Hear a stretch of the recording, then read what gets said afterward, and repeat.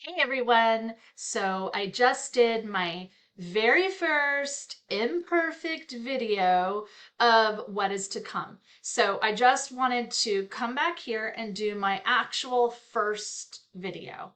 And I cannot wait to look back on this when I'm like, okay, I started this, today's day one, January 9th, 2024. I said to myself that I don't believe in New Year's resolutions. I think that December 31st is December 31st. And then the next day is January 1st. That's the only thing that changed was the year. We have to take a different approach to how we're thinking. And that's what I said in the first intro video was we have to stop selling ourselves the lie. So I want to be able to look back on this time and this video and not look back and say, whoa, I wasn't good. Like I needed to do some editing and some little fancy stuff. I'm going to look back and say, wow, there's growth there. That's what I'm looking for. And, I've told a couple people that I'm going to be writing a book.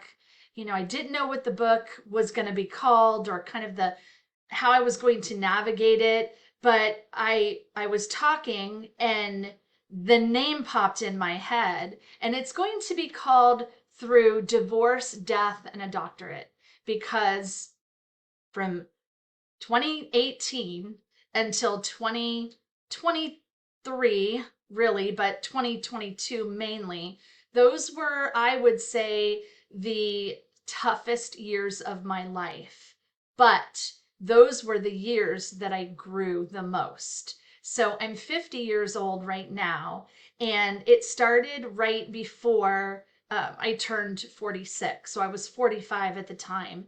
And that's when I felt like that was the worst possible time of my life. I went through something that I felt, and I get to own what I feel. So I went through the lowest point of my life through a divorce. Something I never, not never, but something that I worked for a few years to get through.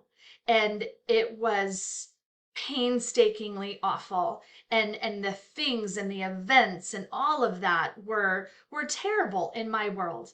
And then I lost my mother, and that was even worse. I thought, what? And but through the loss of my mother, my father and I, who we had a decent relationship, was not perfect at all. And if you knew my dad, you know what I'm saying. But it wasn't until my mom passed that my dad became my bud. He became my best pal. And for those 3 years, I got to learn who that man was. I learned so much about his story, his childhood. I learned so much about my mom that I never knew. I knew the little stories that she told me that weren't quite true, but she did that for me. I learned who he was as a boy, as a young man, his hurt, his pain, his trauma. I saw him cry. I saw him apologize. I saw him do something at an older age, at 76. It was like 76 at the time. Um, and I saw him do something. I said, this will never happen. Old dogs, new tricks, doesn't happen. And he apologized and he owned it and so many things. And I was just like inspired, empowered, and I felt good and I felt love. And it was so overwhelming that I had went through this divorce, this pain, and then losing my mom, and then thinking, oh my God, now what? My dad, I have him. Like, we're not all that close. We're close, but not. And I do believe, I don't tell people things happen for a reason, but I do believe that our journeys bring us where we need to be, and they're imperfectly perfect. They are where we need to be. So I may not have chose the road. Actually, that's not true. In my mind, I thought I didn't choose this, but I did. And so through the painful divorce, through the loss of my mother, through the gaining of a valuable friendship in my dad and the closeness that we had, and then losing him in death. And then going through all of that, trying to complete a doctorate, I was just like, I can't do this. I cannot do this. But a good friend of mine, who I'm not going to name her yet, gave me some insight, and she said, no, you will finish. Because there was a moment I was like, I'm done. This is who I did it for. I'm not doing this. And she made me realize a lot of things. And that's the moment that I really said, wow, yeah, I'm doing this. Not only am I doing it for me, I'm doing it, not that I'm doing it for others, but if I can do something for me, and not with the expectation of getting something in return, then my life is going to have a set path of goodness. And I'm finally going to be able to be in a space where I can get up out of bed and say, damn, I feel good. I'm not faking. Because faking till you make it is bullshit. It's a lie. You can't fake anything. Look at the word fake. Fake is fake. And if you're fake, that's not real and that's not reality. So we have to stop, again, we have to stop selling ourselves the lie. We have to stop conditioning ourselves to believe that if this, then that. And we need to start being truth tellers to ourselves. Because if we are not truthful with ourselves and who we are and what we expect, we can't expect other people to be that way. And I think we put so much emphasis on what others think of us, how other people can validate us. And we lose sight of the essential being that we are. And that is going to be my goal moving forward through all of this. So, long-winded. So, when I say the name of my book is going to be Through Divorce, Death, and a Doctorate, that it's what it's going to be about. It's going to be a journey that hopefully is going to be very, very relatable, because I'm going to share stories. On this, I'm going to share stories. I'm going to share things that I've learned along the way, hurts that I've experienced, and my own accountability of being able to say, yeah, I was angry and I was hurt.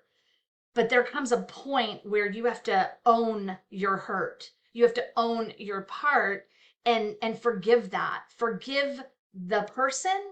And that doesn't mean being friends with them or being in their lives. It means that weight is gone from you because you've allowed yourself the kindness to give to yourself. So that's going to be my focus. I'm going to be talking about things up, down, all around, under the sun, and to spread awareness of mental health and therapy, that just because you have an issue doesn't make you ill. People get stuck on, I have this, so I'm mentally ill. And I'm like, no, you're here. That's That's wellness. That's not illness. We have to get that garbage out of our heads that seeking help is a sign of weakness. That's the biggest strength you can give. Sometimes it's hard to just wake up, open your eyes, get out of bed, take that step, get in your car, brush your teeth, take a shower. I've heard people that haven't showered in weeks, and people are ashamed of that. And shame is a terrible place to be, because we assign this ginormous cloud that says, "Oh, I'm gross because I did this or I didn't do that." You wouldn't do it if you were in a good place. So we have to get that ick out, and to be able to own our feelings, to be able to own that sometimes life just sucks, and that's okay. But it's what we do, and it's how we handle it, and it's how we approach it, and how we, again, stop buying the lie. Because we can let social media, we can let this perfection of what's not even real own us. But then you don't live. You don't take the trip. You don't look at your child. You don't see the beauty in them. You don't see the beauty in nature. When you walk outside and you see the dirt, there's beauty in everything. So we need to start buying the truth, and then the lies will go away. And then we can look at ourselves and say, wow, I am a truth teller. I am an authentic truth teller, and I'm not sorry. Because that's the other word. That's the word I don't like hearing a lot, is sorry. Sorry is a word. It's meaningless. And I'll go into when you should say sorry and when you should say apologize. I have all kinds of tips and tricks and strategies. But I kind of just wanted to end this little segment here with the biggest thing that I want to say, like in relationships, that a lot of my clients come to is it's communication. They misperceive each other, right? Happens a lot. It's, I said this but not what I meant, and and it came out this way, and blah blah blah. And it's true, it's not always what we say, but it's how we deliver it. It's the words we use. You could say the same kind of thing, but if you use certain words, it's, it morphs into a different meaning. So I'm just going to throw one little nugget of little info out there, and that is in my communication. When we are communicating with someone, if you're trying to like work on a relationship, a friendship, whatever it is, there are your yes words and your no words. And these are my go-tos. I teach clients this. They put it on post-it notes. Like, I'll work with a client and then she'll tell like her husband, let's say, and then they'll put the post-it notes, let's say, all over their house or on their kitchen or in their bathroom. And I'm seeing the client, like the female, let's just say it's a female, not a male. I don't do couples counseling because, woo, don't get me started with that. But I will work with a person who has a relationship issue, and then she can learn, or she can bring what she's learned to her spouse, right? Or relationship, and they can work on it. It happens. And one of the, my clients who has a husband, he was like, tell your therapist that I'm working on this. And I think it's cute because it shows that it's working, like things work when you put them in perspective. So my yes words are, when we're talking about, how to navigate through a conversation, is I, me, we, what, and how. And everybody's heard of that, like the I statements. I feel this, I feel that. But the moment we say, I feel this because you, whoa, that's when you've lost the person, because you said you. And that other person, all they're hearing is you. Oh, so it's me. Oh, I did this. Oh, blah, blah, blah. And it gets misconstrued. Here's the no words. The no words are, the biggest two are you and why. The biggest words not to say. Only say those in conversation. How you doing? What have you been up to? That's proper. When you're trying to get through a conversation, stay away from you, why, should, because a lot of people should on themselves. So you, why, should, don't, but, always, never, and the biggest one, especially for women, is fine. Because when a woman says she's fine, boy, you better run, or girl, you better run the other way, because she's not fine. That is a word that's about to cause an explosion in a moment. So, and if you think about it, when you say you and why, those words spit out so easy. And that's because our brain doesn't process that. You did this, you did that. Why did you do this? Why this? Why that? You always, you never. Our brain just says it.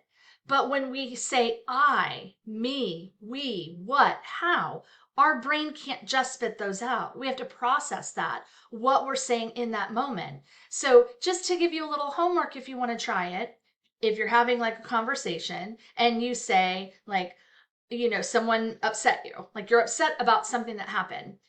Think about how many times you've said you and why to your significant other or to your child, whatever. Say, okay, the I, me, we, what, how. Try to avoid you and why, and you'll see how difficult it is. Even when you say, I'm upset because you didn't listen. They hear you. Oh, I didn't listen to you. Oh, well, if you did this. And then it's like, la, la, la, la. And you can buy into the lie, right? You can say, screw it, I'm going to fight too. But what happens? Nothing happens, right? There's no change. There's more fighting. So the more you mirror it, the more that if you're going to therapy and you're doing the work, they have no, well, everybody has a choice, but they're going to see a behavior change. They're not changing their behavior, but the more you change your behavior about how you approach things, they're going to be like, wait, what's going on? And they're going to notice you say these words more often, and you're going to see a difference in that person. Do you need to believe me? Absolutely not. This is what I do for a living. I see it all the time. I see the change. So this is just me doing something I have always wanted to do. speak out stuff. Speak out stuff. And I am here to navigate and help maybe you through something if you need that. So if you want, subscribe. Don't subscribe. Take a listen. Don't listen. Like, don't like. You know what? Because at the end of the day, I am loving this new adventure in my life and what I'm doing. And I feel peace and I feel love and I feel gratitude. And I no longer own other people's stuff or their issues. I only own mine. And so I hope maybe through this journey, you can learn to begin to own only your part. And that's it. So for now, peace.